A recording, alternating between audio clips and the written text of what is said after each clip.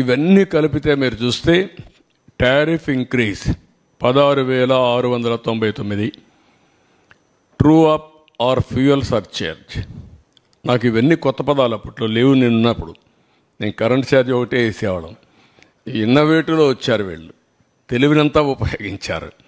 అందుకే ఇక్కడికి వస్తే true up or fuel surcharge అన్నాడు, 5,886 కోట్లు వేశారు.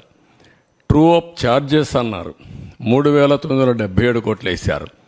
ఎలక్ట్రిసిటీ డ్యూటీ 5,604 కోట్లు అయింది. ఒక యూనిట్కి ₹1 వేశారు. ఆ డబ్బులు ఎవరికి పోవాలి? ఎలక్ట్రిసిటీ డ్యూటీ యూటిలిటీకి పోవాలి. గవర్నమెంట్ తీసుకున్నారు. గవర్నమెంట్ ఇవ్వవలసినటువంటి టారిఫ్ వేరియేషన్ ఉంటుంది. అగ్రికల్చర్కు మేము గ్యారంటీ ఇస్తాం, అది గవర్నమెంట్ పే చేయాలి, అది పే చేయలేదు. గవర్నమెంట్ పే చేయాల్సింది పే చేయలేదు.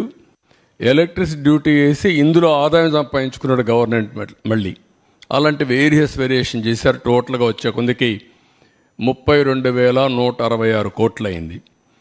ఇందులో మీరు చూస్తే 8,180 కోట్లు ఒక్క డొమెస్టిక్ కన్జ్యూమర్స్ పైన పడింది. ఆవరేజ్ టారిఫ్ డొమెస్టిక్ కన్జ్యూమర్స్ మీరు చూస్తే ₹3.87 నుంచి ₹5.63 పెరిగింది. అంటే 45% డొమెస్టిక్ అంటే ఇంటికి వాడేవాళ్ళపైన కరెంట్ ఛార్జీ పెరిగాయి. పూర్ కన్జ్యూమర్స్ ఎక్కువ సఫర్ అయ్యారు. పేదవాళ్ళ మీద భారం ఎక్కువ పడింది. అంటే 78-98% వాళ్ళ మీద పెరిగింది. ఇంకొక పక్కన మిడిల్ క్లాస్ చూసి 29% పెరిగింది. మొత్తం 1,53,00,000 మంది కన్జ్యూమర్స్ సఫర్ అయ్యారు. ఇంకొక పక్కన పెండింగ్ ఉంది ఇప్పుడు మళ్ళీ 17,137 కోట్లు ట్రూ అప్ ఫ్యూయల్ ఛార్జెస్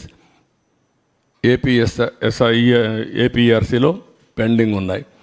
ఇది మోర్ రిలవెంట్.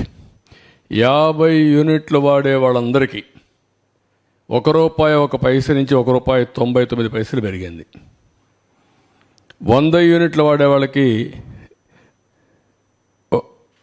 ₹2.44 నుంచి ₹4.53 పెరిగింది, 86% పెరిగింది. 200 యూనిట్లు వాడేవాడికి ₹6.32 నుంచి ₹1,123 పెరిగింది, 78% పెరిగింది. 300 యూనిట్లు వాడేవాడికి 1,573 నుంచి 2,034 అంటే 29%. ఎప్పుడూ మాట్లాడుతూ ఉంటాడు పెత్తందారులని. ఈ పెత్తందారు చేసిన పనికి పేదవాడు చితికిపోయే పరిస్థితి వచ్చింది. పేదవాడి మీద భారం పడింది.